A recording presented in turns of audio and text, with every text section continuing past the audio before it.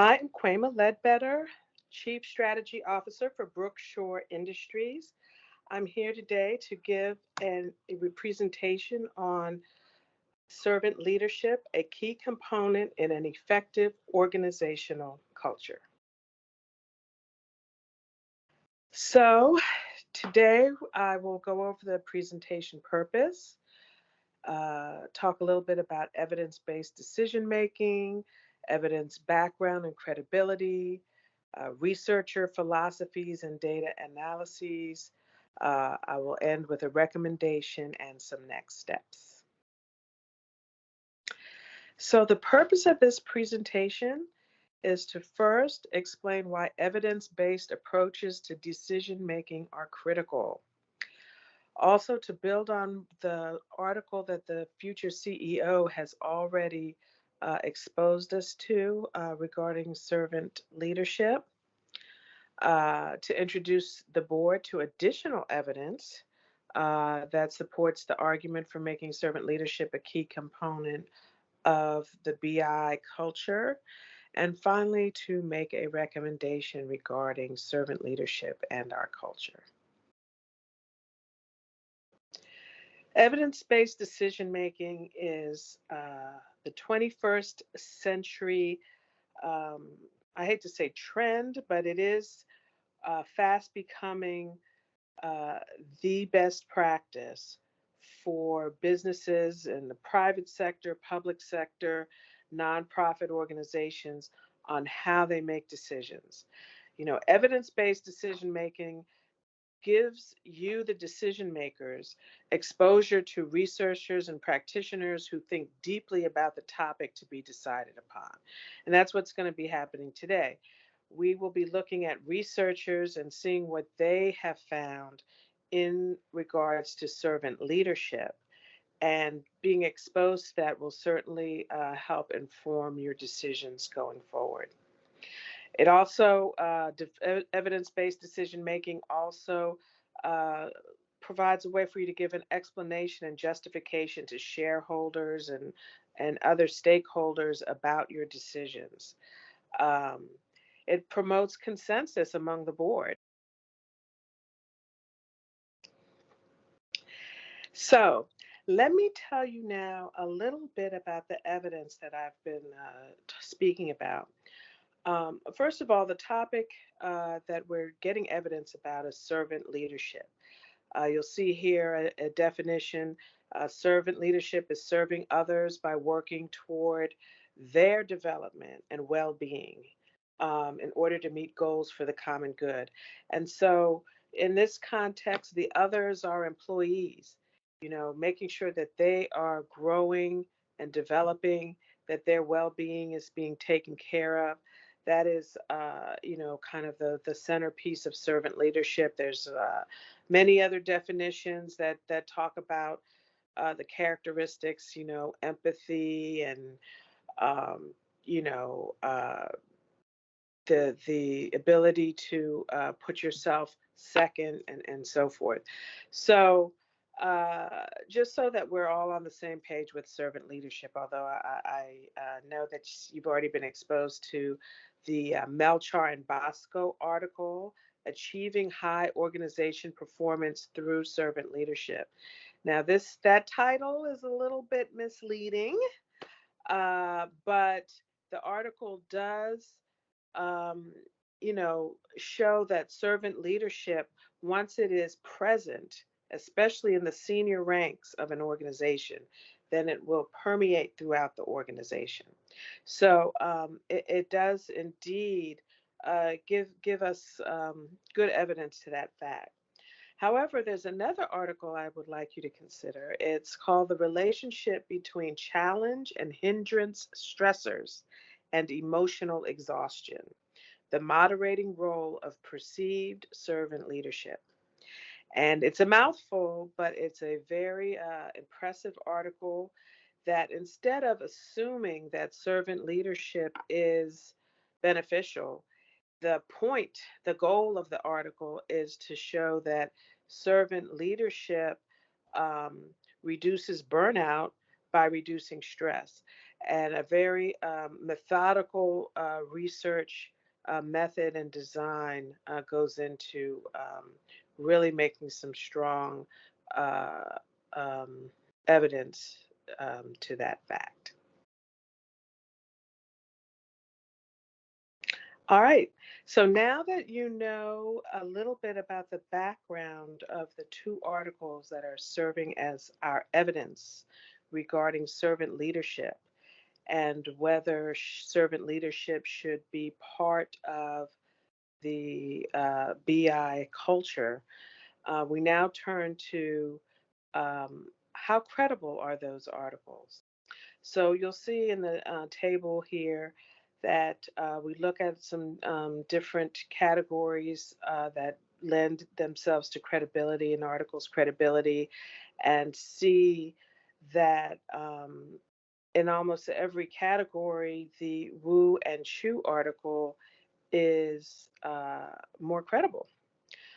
Data analysis, you'll see that, and I'll talk about this a little bit later on, and we have a much more narrow statistical analysis that goes on in Melchar and Bosco's article versus Wu and Chu's article. They have a much more comprehensive. We've got graphics in the Wu and Chu article.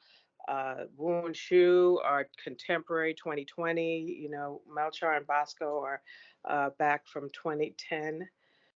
We have a small sample size in Melchar and Bosco and a large sample size in Wu and Shu. The research goals that I discussed on the last slide, I think the goal of really showing that a big benefit of servant leadership fits like a glove with the BI culture as it stands now and would really make it easier to accept going forward.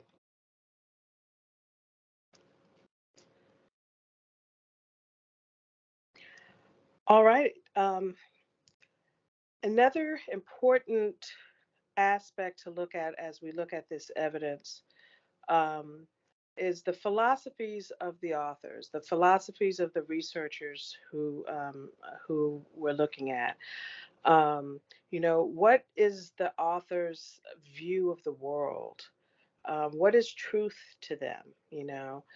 And all we have to look at is wish we could interview them to find out, but we have some clues in the way that they approach their research studies. So with Melchar and Bosco, they really consider that servant leadership is a good thing. If you meet employee needs, you'll meet customer needs, and if you meet customer needs, it's a domino effect to a great organization, and ultimately, um, delighting your stakeholders. But that's quite an assumption to make that the truth. Wu and Shu, however, they have a more factual kind of truth that they begin with, where school teachers worldwide are facing stressful work conditions, um, and so that is very factual, and that truth seems to be much more objective than maybe what Melchor and Bosco start off with. And so that makes it a cleaner fit with BI, the Wu and Chu article does. Epistemological, how does one obtain knowledge? Both sets of authors are equal in that regard. They follow the normal way that research is done in the 21st century, excuse me. You review and analyze scholarly literature, you conduct an experiment, and then you add to the scholarly literature. And finally, what is valued? Melchor and Bosco might have us beat in this instance because they really focus a lot on a high performing organization. In fact, all of their sample participants come from high performing organizations, whereas Wu and Shu really value employee well being.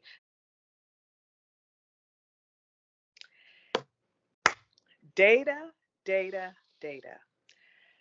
Data analysis for me is the most important piece of our research evidence. I suspect many of you on the board feel the same way. When you see cold, hard numbers, that is the most persuasive thing that can be presented to you.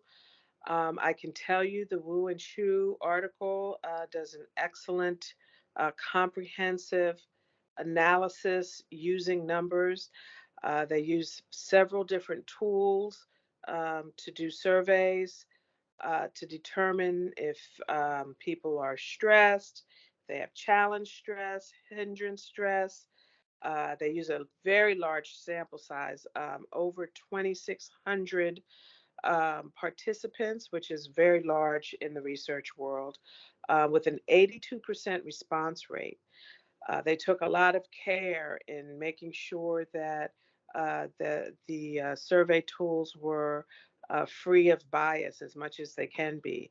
You'll see they have here a stressor measurement scale, which was again a survey tool. They had perceived servant leadership tool, an emotional exhaustion leadership tool. Emotional exhaustion is synonymous with burnout. Um, they did reliability estimates on their tools. Um, they use the standard descriptive statistics to make sure that their data was normally distributed. So when they do all of their statistical tests, they're confident that the data is normally distributed. So the statistical tests have even more weight. Um, and so, Melchor and Bosco, they do a pretty good job as well, but their sample size is so small, 59 people. And they use one tool, the Barbuto and Wheeler questionnaire. And they do some statistical testing, but certainly it's not as comprehensive as the Wu and Chu approach. And so, as you go through that article, you really feel that the conclusions drawn are pretty reliable. I think the recommendation is clear. Uh, the board should decide to make servant leadership a key component of the BI organizational culture. Once the board makes that type of decision, then the next steps just kind of flow into place. But let me remind you again why um, it's makes sense based on the evidence. Okay, based on the evidence, why it makes sense to make servant leadership a component, a key component, maybe the central component of the culture here at BI. First of all, based on the Wu and Chu article, servant leadership will likely reduce employee burnout by reducing stress for employees. That's the bottom line from that article. And if you have less burnout, you're going to have more employee productivity, right? That's just logical. That's just a no brainer. And more productivity leads to a higher performing organization and happy customers, right? The dominoes fall into place. And then once you have happy customers, profits ensue, correct? And ultimately delighted stakeholders. So, Brookshore Industries certainly wants to follow that path and follow that path as efficiently as possible. So I thank you for your time today. I hope that you will take on my recommendation. Please let me know if there are any questions, anything I can do to help with the decision making process.